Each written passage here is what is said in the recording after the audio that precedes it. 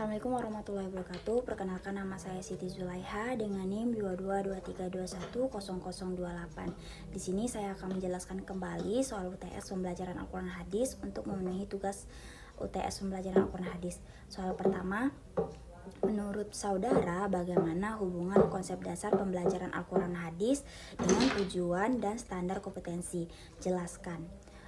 Hubungan konsep dasar pembelajaran Al-Quran Hadis dengan tujuan dan standar kompetensi sangatlah erat kaitannya, karena dengan memahami konsep dasar pembelajaran Al-Quran Hadis, peserta didik dapat mengembangkan pemahaman yang mendalam terhadap ajaran agama Islam yang kemudian akan membentuk landasan moral dan etika yang kuat. Hal ini sesuai dengan tujuan utama pendidikan Islam untuk menghasilkan individu yang berakhlak mulia dan berperilaku baik sesuai dengan ajaran agama. Selain itu, pembelajaran Al-Quran Hadis juga dapat memberikan pengetahuan dan pemahaman yang luas tentang sejarah, budaya, dan nilai-nilai Islam. Dengan memahami konsep dasar pembelajaran Al-Quran Hadis, para peserta didik dapat mengembangkan keterampilan analisis dan pemahaman yang mendalam tentang berbagai aspek kehidupan yang relevan dengan ajaran agama Islam.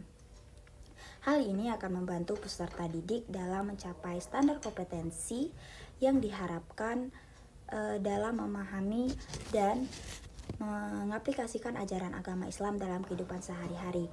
Dan tujuan dengan memahami konsep dasar pembelajaran Al-Quran Hadis, peserta didik dapat memperoleh inspirasi dan memotivasi untuk menjadi pribadi yang lebih baik dan berkontribusi positif dalam masyarakat. Peserta didik juga dapat melatih kemampuan mereka dalam memahami, menafsirkan, dan menerapkan ajaran agama Islam dalam berbagai konteks kehidupan sehari-hari, sesuai dengan tujuan pendidikan agama Islam untuk membentuk generasi yang mampu menjadi agen perubahan yang dapat membawa kebaikan bagi lingkungan sekitarnya. Soal yang kedua, apa yang kamu ketahui tentang silabus atau TP dan ATP dan kurikulum serta bagaimana hubungan keduanya? Jelaskan dengan alasan. Silabus atau TP dan ATP dan kurikulum adalah komponen-komponen penting dalam proses pendidikan yang saling berhubungan dan berkaitan. Komponen ini saling terkait dan saling mendukung untuk mencapai tujuan pendidikan yang diinginkan. Silabus merupakan dokumen yang merinci rencana pembelajaran dalam suatu mata pelajaran atau bidang studi tertentu. Silabus mencakup tujuan pembelajaran, materi pembelajaran, metode pembelajaran, penilaian, dan sumber belajar. Dengan adanya silabus, guru dan siswa memiliki panduan yang jelas mengenai apa yang harus dipelajari dan bagaimana cara mencapai tujuan pembelajaran tersebut. TP atau tujuan pembelajaran adalah hasil yang diharapkan yang ingin dicapai oleh peserta didik setelah melalui proses pembelajaran. Tujuan pembelajaran harus spesifik, terukur, terjangkau, relevan, dan dapat ditindaklanjuti. ATP atau tujuan pembelajaran ini mengacu pada langkah-langkah yang dirancang secara sistematis untuk mencapai TP atau tujuan pembelajaran. Lalu tujuan pembelajaran yang berkelanjutan dan terstruktur dari tahap awal hingga tercapainya tujuan pendidikan.